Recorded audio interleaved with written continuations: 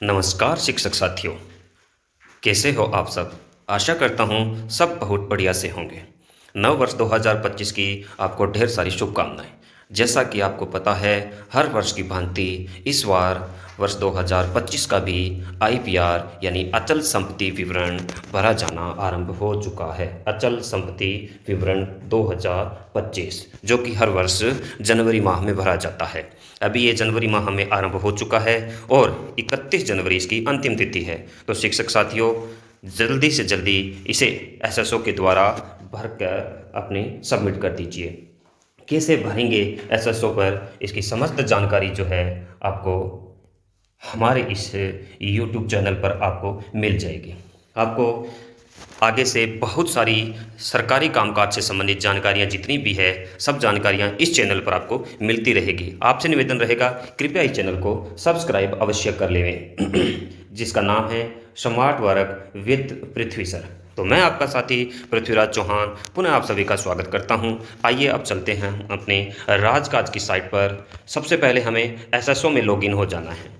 SSO में login होने के बाद में स्क्रीन पर जैसे ही हम आएंगे, हमारे सामने कुछ ऐप्स दिख जाएंगे जिनमें राजकाज यहाँ दिख रहा है, राजकाज यहाँ दिख रहा है। लेकिन इस राजकाज में देखिए यहाँ पर आईपीआर लिखा हुआ है, तो आईपीआर राजकाज वाला हमें सर्च करना है। अगर आपका यहाँ पहले से यूज किया हुआ है तो यहाँ दिख जाएगा, अन्यथा आप इसे अदर एक्टिव ऐप्स पर जाकर के सर्च कर सकते हैं। अब हम देखेंगे कि किस प्रकार से अपना जो डाटा है वो फिल करेंगे। तो राजकाज आईपीआर जो ऐप दिख रहा है ये अपने पास, इस पर हमें करना है क्लिक। जैसे इस पर क्लिक करेंगे, हमारे सामने एक नया पेज खुल करके आ जाएगा। अब नया पेज जो आया है, इस पर लिखा हुआ है कि property return as on 1 January 2025।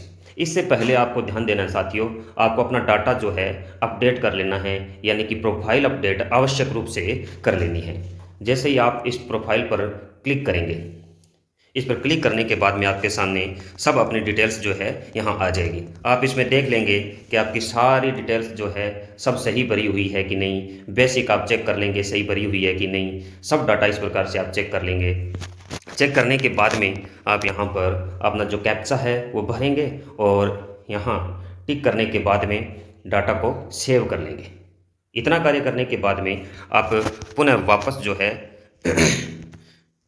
Home screen पर आएंगे तो ये दिख जाएगा आपके सामने लिखा हुआ यहाँ पर कि please check to fill IPR with no property return. यदि आपके नाम किसी भी प्रकार की कोई अचल संपत्ति नहीं है तो आप यहाँ पर टिक करते हुए, जैसे यहाँ पर आप टिक करेंगे, ये जो चीज़ें हैं ऊपर छिप जाएगी और यहाँ जो आपका यहाँ आप भर देंगे नील भर देंगे। आप यहाँ पर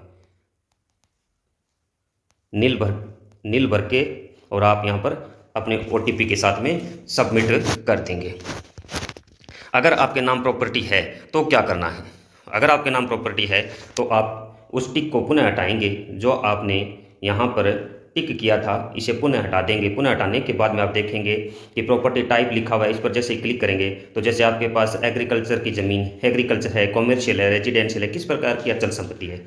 मान लो आपने एग्रीकल्चर सेलेक्ट किया तो इसमें सब टाइप प्रॉपर्टी भी आगे पूछेगा। सब टाइप प्रॉपर्टी पर जैसे आप क्लिक करेंगे आपके सामने और बहुत सारे ऑप्शन आ जाएंगे।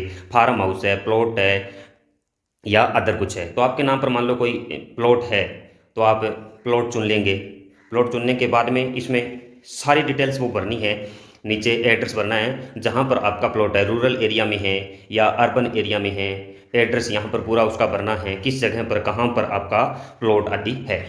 ये सारी चीज़ें यहाँ पर सबमिट भरने के बाद में आप नीचे जाएंगे और यहाँ पर ओन्ड बाय, तो सेल्फ डिपेंडेंट है या जॉइंट है, प्रॉपर्टी जो है किस प्रकार की है, साझा है, खुद के नाम है या किसी अन्य के नाम से ली हुई है। इस प्रकार से आप इसमें सारी चीज़ें जो है सबमिट करते जाएंगे। सब चीज़ें भरने के बाद में उसका जो वर्तमान में उसके द्वारा जितनी भी इनकम हो रही है एनुअल, कोई भी मान लो आपने मकान बना करके किराए पर दे रखा है या कुछ अन्य किसी प्रकार से आप उसे इनकम कर रही हैं तो उसकी डिटेल्स यहाँ भर देंगे और डाटा जो है यहाँ सेव कर देंगे।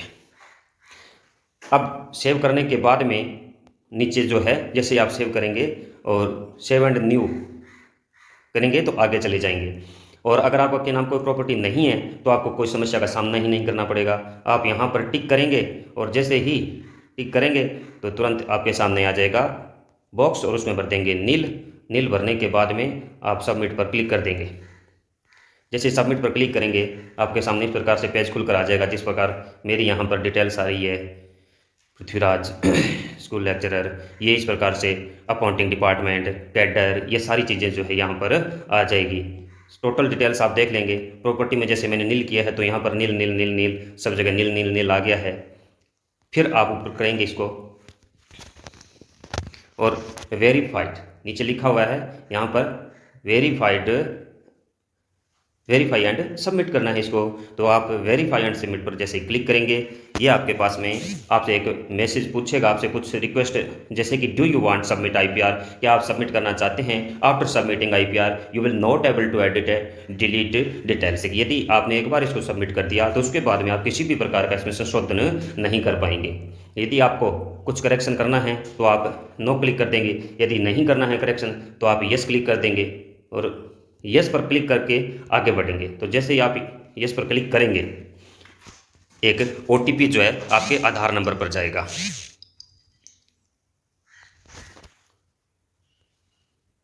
ओटीपी जो है आपके आधार पर जाएगा।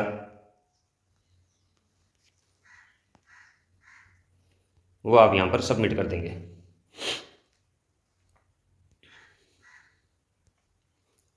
ओटीपी डालने के बाद में जैसे ही आप वेरीफाई ओटीपी करेंगे, वेरीफाई ओटीपी करते ही आपके सामने कुछ मैसेज खुलेगा भी सबमिट होने का।